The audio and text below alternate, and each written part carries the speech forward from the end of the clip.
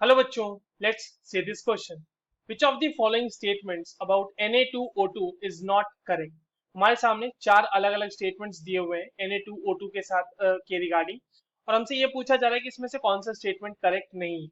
तो चलिए एक एक स्टेटमेंट्स को हम लोग अलग अलग एनालाइज करेंगे, बट उससे पहले ये देख लेते हैं कि इसका की कॉन्सेप्ट क्या रिक्वायर्ड होगा हमें। तो देखो, ये जो सवाल है ये बेसिकली हमारे पास Na2O2 के प्रॉपर्टीज के बारे में सवाल है। Properties of Na2O2। देखिए, Na2O2 क्या है बच्चों, क्या कहलाता है Na2O2? Na2O2 is basically sodium peroxide. ठीक है, सोडियम पेरोक्साइड इसे हम बोलते हैं। और इसका प्रिपरेशन कैसे होता है? तो इसका प्रिपरेशन होता है, आप सोडियम हाइड्रोक्साइड का रिएक्शन कराते हैं H2O2 के साथ, विच इज हाइड्रोजन पेरोक्साइड, और ये रिएक्ट करके यहां से बनाता है Na2O2 प्लस 2H2O। ठीक है, तो अगर हम Na2O2 को डेरिवेटिव ऑफ H2O2 कहें तो कुछ गलत बात तो नहीं है। तो यहां पर से हमें पता चल रहा है कि ये डेरिवेटिव ऑफ H2O2 तो है। कैसे? क्योंकि हमने उसकी मदद से इसका प्रिपरेशन कर लिया ना, हमने उससे डिराइव कर लिया H2O2 से Na2O2। तो डी ऑप्शन तो सही है, और हमसे पूछ रहा है कि नॉट करेक्ट बताना, तो डी वाला जो स्टेटमेंट है बच्चों, ये तो सही स्टेटमेंट है। और अब देखो सी स्टेटमेंट पढ़ो। सी स्टेटमेंट कह रहा है it is superoxide of sodium. No, it is peroxide of sodium.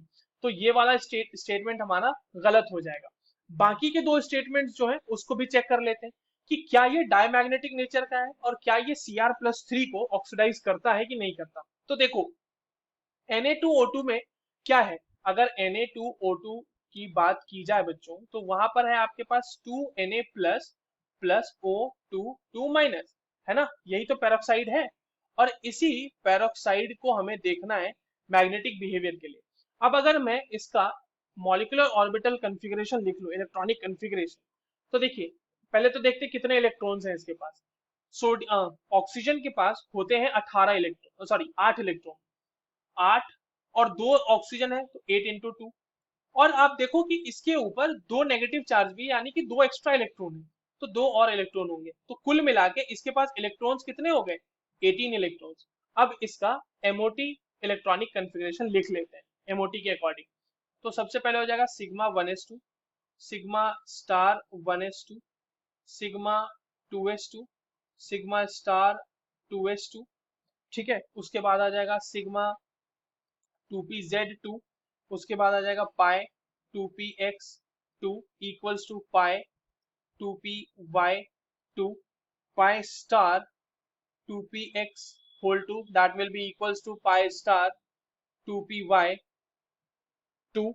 अब आप देखो यहाँ पर 18 इलेक्ट्रॉन तो हमारे पास पुर गए। दो, दो चार, दो छह, दो आठ, दो 10, दो 12, दो 14, दो 16, दो 18, 18 इलेक्ट्रॉन हमने पूरे रख दिए हैं मॉलिक्यूलर ऑर्बिटल्स पे। अब हमें पता करना है कि ये डायमैग्नेटिक है या पैरामैग्नेटिक। तो अब एक बात बताइए, क्या आपको इस पूरे कॉन्फ़िगरेशन में कहीं पर भी अनपेयर्ड इलेक्ट्रॉन दिख रहा है? नहीं। लास्ट में भी इनफैक्ट पेयरिंग हो रखी है, तो इसके पास कोई भी अनपेयर्ड इलेक्ट्रॉन नहीं है।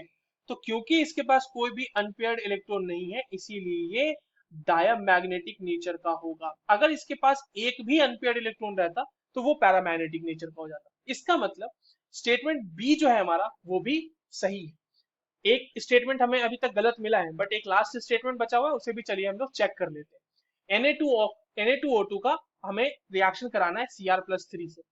तो जो लास्ट स्टेटमेंट है हमारा बच्चों, वो भी बहुत सही स्टेटमेंट है, क्योंकि अगर आप Cr3+ का रिएक्शन करा देते हो Na2O2 के साथ इन प्रेजेंस ऑफ वाटर, तो ये यहां से बना देगा CrO4 2- 2Cr O4 2- obviously, plus 12H plus plus 2Na plus. ठीक है, अब देखो यहाँ पर क्रोमियम का हम ऑक्सीडेशन स्टेट कैलकुलेट कर लेते हैं। एक्स कंसिडर कर लिया इसको, ऑक्सीजन के लिए -8 आ जाएगा, एक के लिए -2, चार के लिए -8, और पूरे कंपाउंड पे चार्ज -2, तो एक्स की वैल्यू +6 आ गई यहाँ से। तो क्रोमियम +3 से +6 चला गया, ऑक्सीडेशन स्टेट का इंक्रीज हो गया, तो इसका क्या हो गया बच्चों यहाँ पर? ऑक्सीडेशन। तो यही तो हमसे पूछा गया था कि क्या इसका ऑक्सीडेशन कर पाता है क्या? तो हाँ, बिल्कुल ऑक्सीडेशन कर पाता है। तो हमारा पहला स्टेटमेंट भी सही है। हमसे नॉट करेक्ट पूछा है, वो एक ही है सिर्फ, that is option C. So the correct answer will be option C. I hope you understood this well. All the very best.